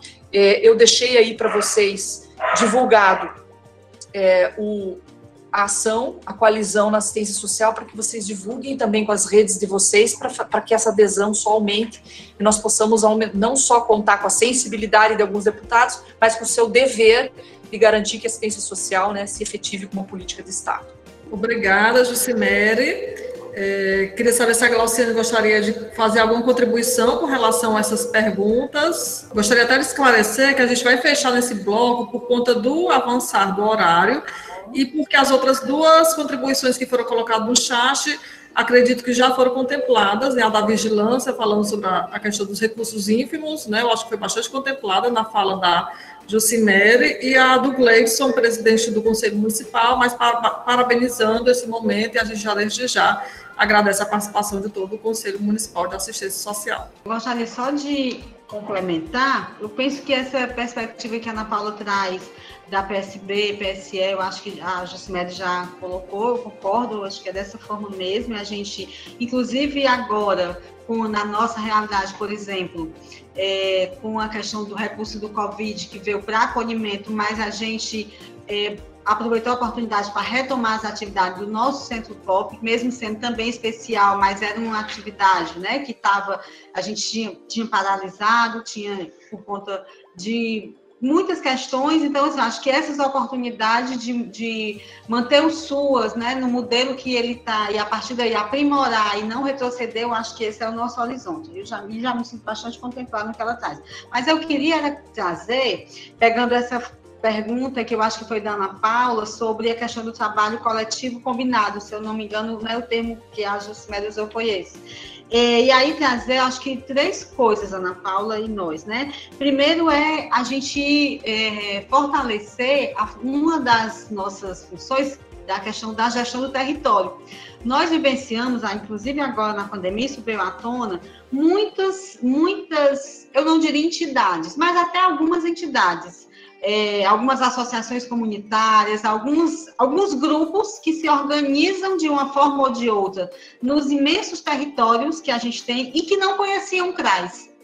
Então, muitos nos procuraram para acessar a segurança alimentar e a gente fazia o caminho de, mas você conhece o CRAS? Você dialogou, buscou esse... E aí isso ficou muito claro, dessa nossa necessidade de fortalecer no território essas alianças, né? Que eu penso que isso perpassa pela gestão do território. Quais são as alianças que eu tenho com as lideranças, inclusive aquelas que têm a visão, ainda que eu não concordo com os SUS, mas eu preciso dialogar com o diferente. Eu preciso dialogar com aquele que ainda acha que a assistência é somente entregar a cesta básica, porque é no diálogo com ele, na diferença das nossas opiniões e concepções, que eu posso construir algo que seja consensuado ou que não, mas que tenha um diálogo e que eu possa saber com quem eu posso contar no território. Que são, talvez, essa possibilidade desse trabalho coletivo, nesse momento de pandemia, fortalecendo esses micropassos. Eu posso não fazer grandes reuniões, e a gente, inclusive, mesmo sem pandemia, a gente já tem muito esse discurso, a gente faz as coisas, as pessoas não vêm participar, os usuários não vêm, né? A questão mesmo da participação no conselho, os usuários não participam, não querem estar na representação, e aí por que isso? Como é que metodologicamente a gente cria condições de mexer com isso, de trazer isso à tona, né? De certa forma, levantar a poeira disso. E aí eu penso que a Jussi traz aí essa questão da participação das universidades, que para mim também é uma fragilidade. A gente poderia ter muitos projetos de extensão, que poderia, né? Maracanã é um município que é próximo a Fortaleza, então a gente poderia ter outros projetos de extensão que valorizassem essas questões de trazer inovação. Eu ia falar nesse sentido da inovação. Talvez a gente esteja precisando acessar metodologias mais inovadoras que complementem, que agreguem o que a gente já faz, o que a gente já sabe do trabalho social, numa boa acolhida, numa boa qualidade de atendimento, mas agregando ainda mais, né, essas possibilidades de inovação. E eu penso que esse micropasso, hoje eu não posso fazer uma reunião com 30 pessoas, mas eu posso fazer com 5, eu posso fazer com 10, fazendo um diálogo sobre gestão de território. O que é que tem, o que é que não tem, como é que a gente constrói isso. Eu penso que esse pode ser um caminho para que a gente possa fazer esse trabalho coletivo no combinado e, a partir daí, fortalecer essas ações, né, de estratégias de participação social e coletiva. E a outra coisa é a nossa própria participação enquanto trabalhador também, que eu já falei da retomada do fórum. Nós vamos estar com nova gestão, né, um novo prefeito, que, para dialogar, é importante que esteja um grupo organizado. A gente tem aqui no Maracanã, por exemplo, o Sindicato dos Trabalhadores da Educação, que sempre estão prontos, apostos e organizados para dialogar e para buscar aumento salarial. Nós estamos desde 2017 sem conseguir esse diálogo, né? E isso é muito ruim para nós, e eu acho que isso perpassa pela nossa capacidade também de organização social e de empoderamento mesmo, de repente, né, desses espaços de luta e de conquista. Então, eu acho que tem esses caminhos aí e para a gente fortalecer esse trabalho coletivo. E, por fim, e todos nós, convidar, né, a gente vai fazer no dia... depois de amanhã, né, no próximo dia do servidor público, na quarta-feira, né, nós vamos ter um momento para reconhecer, né, alguns trabalhadores do SUAS, fazer esse momento de homenagem e aí convidar aquelas pessoas que vão estar presencialmente, infelizmente a gente não pode fazer com sem fazer um micro, viu? Vamos fazer aí um trabalho coletivo combinado, juntando um grupo pequeno, né? Mas que todo o reconhecimento desse grupo pequeno possa se estender, possa fluir, para que todos os trabalhadores possam se sentir, né, importantes e pertencentes a essa política e homenageados através desses que serão depois de amanhã. Então, meu muito obrigada, parabéns à gestão do trabalho, obrigada mais uma vez, Jucimere, e até a próxima. Eu penso que a gente já vai se despedindo, que a hora já é 4h10, né? Obrigada, Glauciane. Só complementando a fala da Glauciane, a Glauciane falou da homenagem aos servidores, que acontecerá no dia 28, agora quarta-feira, né, 9 horas da manhã, aqui no auditório da SASC, e aí a gente conta com a participação, né, de algumas pessoas que a gestão do trabalho fez o convite para representar, né, esse grupo maior, tendo visto o período que a gente está vivendo de pandemia, né, para evitar uma maior aglomeração. Mas nós teremos também oficinas remotas amanhã e quinta-feira, então, assim, confiram aí a programação, né, quem já se inscreveu, agende lá direitinho o horário para participar das oficinas, né, oficinas de cuidado e de capacitação também, na terça e quinta-feira.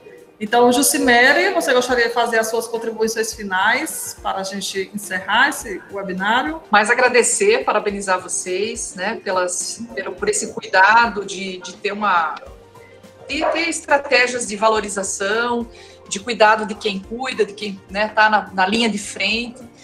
Então, isso acho que na pandemia é fundamental. Nós temos aqui também um atendimento à população, né? Que é a aldeia solidária, junto com a psicologia, com a filosofia, que é fazer essa acolhida para quem está vivenciando esse momento. É um momento muito difícil, mas é um momento que nós vamos vencer, né, de forma conjunta. Parabéns pela direção política dessa gestão. Fiquei impressionada, assim, com a fala, os posicionamentos, muito legal, viu? Parabéns, docentes, vocês estão muito bem.